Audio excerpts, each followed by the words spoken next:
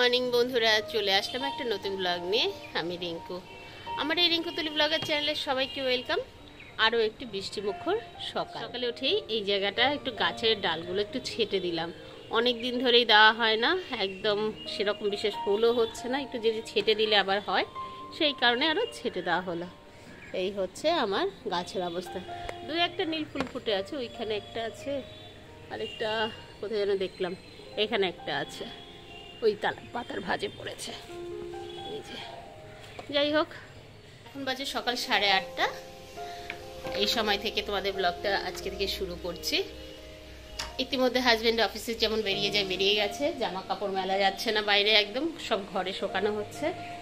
এই দেখো, ঘর দিয়ে সমানে জামা কাপড় এভাবে মেলে দিই। আর এদিকে রান্নার মধ্যে কি হয়েছে চলো একটু দেখিয়ে দিই। আলু পেঁয়াজ ভাজা হয়ে গেছে, এদিকে ডাল, মুগ ডাল সেদ্ধ করে রেখেছি, ভাত হয়ে গেছে, আর আজকে ডিম হবে, তাই ডিমই রান্না করছি।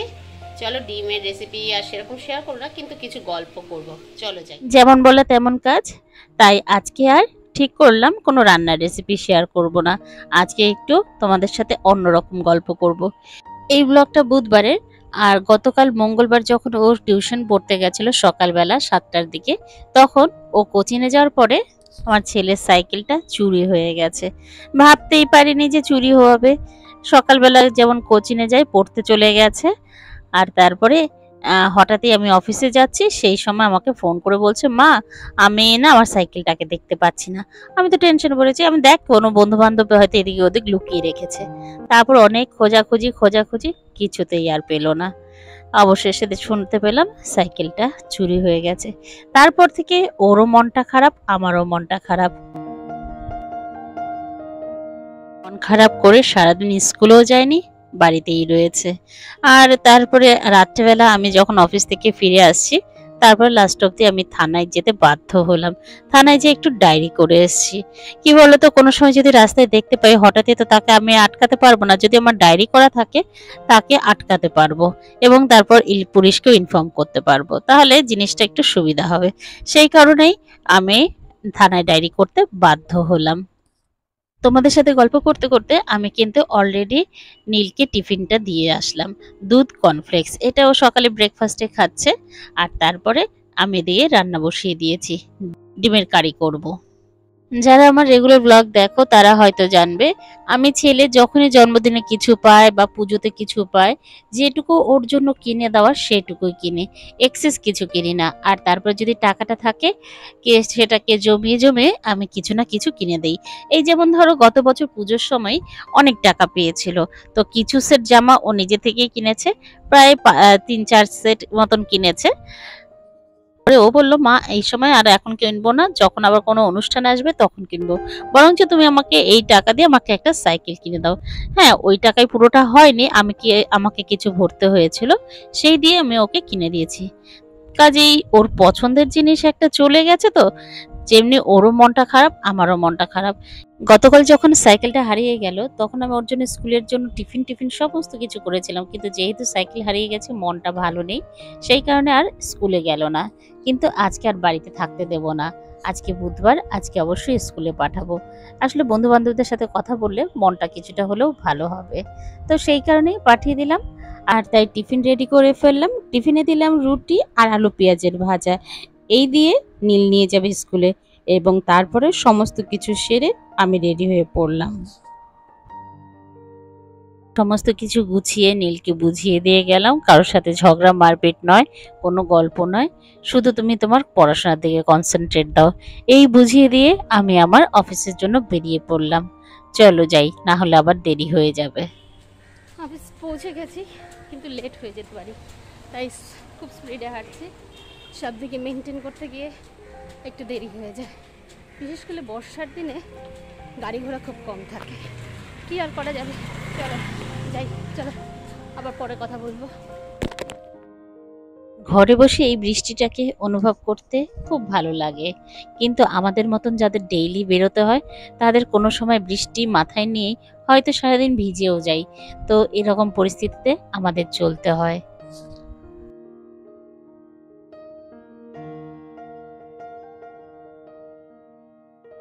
বন্ধুরা, চলে আসলাম অফিস ছুটির পর। এসে একটু স্নান করলাম, সাথে একটু শ্যাম্পু করে নিয়েছি। সকালবেলা কদিন ধরে একদম সময় পাচ্ছি না, তো এই রাত্রেবেলায় সেরে রাখলাম। আর তারপরে আজকে লাইভ করব একটু ভেবেছি, তো লাইভে তোমরা সবাই এসো। আর যারা পরে দেখতে পাচ্ছ অবশ্যই পরে দেখে নিও, শেয়ার করা থাকবে, অবশ্যই দেখে নিও।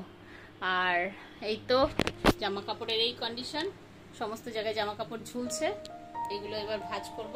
সব ঘরেই দুদিন ধরে শোকানো হচ্ছে, কি আর করা যাবে, যেমন ওয়েদার তেমন বুঝেই চলতে হবে। চলো গুছিয়ে নিই তাড়াতাড়ি, তারপরে আবার লাইভে বসতে হবে 7:30টায়। এখন বাজে 7:20, তো তাড়াতাড়ি করে বসতে হবে, তাড়াতাড়ি একটু গুছিয়ে নিই। চলো গোছাই। এখনো পর্যন্ত তুমি যদি আমার এই ভিডিও ব্লগ দেখতে থাকো, প্লিজ তোমাকে রিকোয়েস্ট করব একটা লাইক আর কমেন্ট করে দিয়ে যেতে। আর তুমি যদি আমার চ্যানেলের নতুন বন্ধু হয়ে থাকো, চাইলে আমার এই চ্যানেলটাকে সাবস্ক্রাইবও করতে পারো।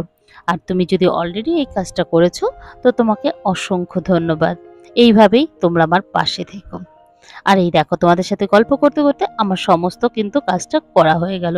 আমার সঠিক সময় সঠিকটা কাজটা না করলে ঠিক যেন ভালো লাগে না, তাই আগে এটা করে নিয়ে এবার লাইভে বসবো। তার আগে একটু ঘরবাড়িও গুছিয়ে নিলাম, কেন এরপরে তো রাতে খাওয়া দাওয়ার পর্ব চলবে, রান্নাবান্না চলবে, আর সময় পাবো না।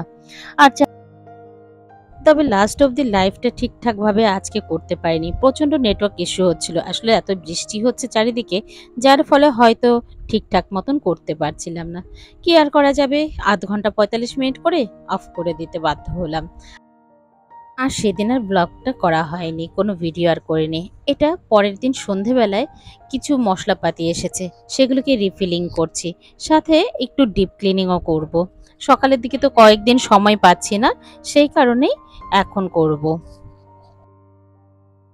আমি আমার সমস্ত মশলাই দুটো পাত্রে রাখি, একটা বিভিন্ন কৌটোর মধ্যে আলাদা আলাদা করে রাখি, আরেকটা মশলাদানিতে রাখি, যার ফলে আমি যখন রান্নার সময় তাড়াহুড়ো করে কাজ করি, সেটা একটা বের করলেই হয়ে যায়। এইভাবে গুছিয়ে রাখলে যে কোনো কাজই খুব তাড়াতাড়ি করা যায়।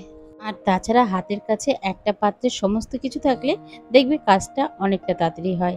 এই যে দেখো, এই মশলাদানিটাতেই আমি এইভাবে করে গুছিয়ে রাখি, তাতে আমার রান্না করার সময় অনেকটাই সুবিধা হয়।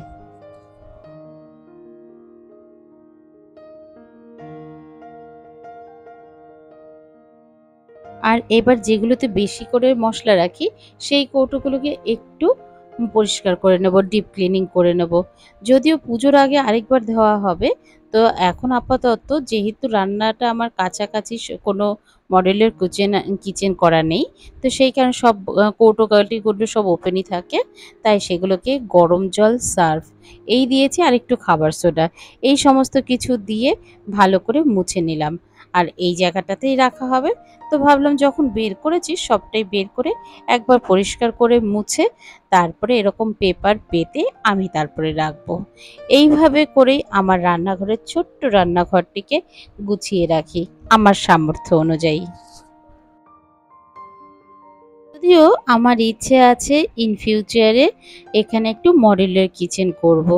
যদি জানি না কীরকম কি খরচ হতে পারে, যদি তোমাদের কিছু আইডিয়া থাকে এই নিয়ে আমাকে একটু আইডিয়া দিতে পারো, তাহলে এখন থেকে প্রিপারেশন নিলে সময় মতন ঠিক করতে পারবো। চলো কয়েকজন বন্ধু বান্ধবের নাম নেওয়া যাক, যারা রেগুলার আমার ব্লগ দেখে কমেন্টস করে। তারা কমেন্টস করে বলে আমি যেন আরও বেশি আগ্রহী হই। সত্যি কথা, তোমাদের যদি একটা লাইক আর কমেন্টস পাই, আমরা যেন অনেকটা বেশ ইন্সপায়ার হয়ে থাকি। আর এই দেখো, আমার এদিকে কিন্তু সমস্ত কিছু গোছানো হয়ে গেছে। চলো নামগুলো একটু বলে নিই। শবনম আপু, তিথি ব্লগ চ্যানেল, আমি নমিতা, সোনালী সাহা, কুশলকান্তি ব্লগ, আরও অনেক দিদি দাদারাই আছো যারা আমাকে অনেক সুন্দর সুন্দর কমেন্টস করো। সত্যি বলতে কি, তোমরা কমেন্টস করো বলেই প্রত্যেক দিন নতুন কোনো কন্টেন্ট নিয়ে আসার জন্য চিন্তা ভাবনা করি। যাই হোক, আর ব্লগটাকে বড় করছি না, অনেকটা বড় হয়ে গেল। ভালো থেকো, সুস্থ থেকো, আবারও দেখা হচ্ছে নতুন কোনো ব্লগে নতুন কোনো কন্টেন্ট নিয়ে। Tata, good night, have a sweet dream.